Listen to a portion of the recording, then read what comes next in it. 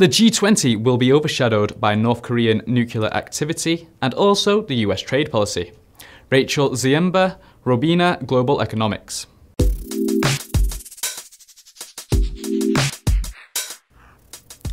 The FOMC meeting minutes were out this week, and the Fed is concerned that a loose policy is increasing risks to financial stability and the economy.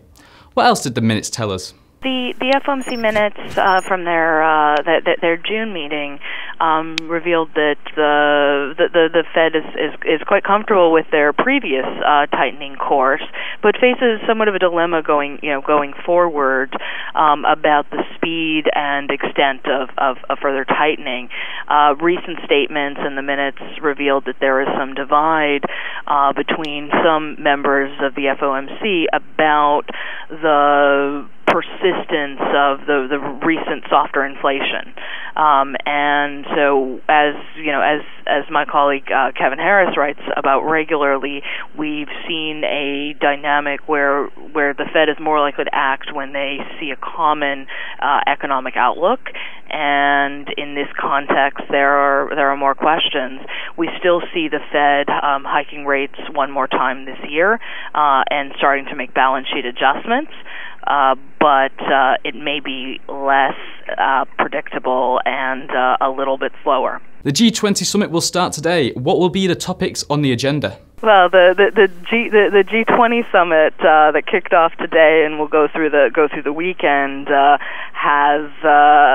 is likely to be overshadowed by the ongoing nuclear proliferation activities in North Korea and a number of geostrategic issues. What's also going to loom over the meeting is U.S. trade policy, including recent threats around steel and aluminum tariffs. It's notable that, if anything, the domestic priorities of many G20 members make it harder and harder for this group to deliver on broader global leadership.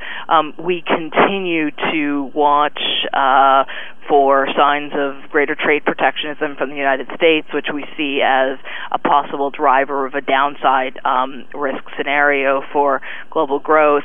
Other actors, including the EU, Japan, and China, are looking to step in on some trade issues, but we think that at its heart, the combination of economic and geostrategic policies causes many divides as unity in the G20.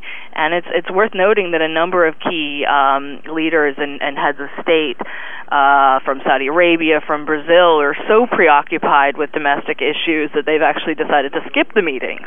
And so we think it'll probably be fairly light on deliverables.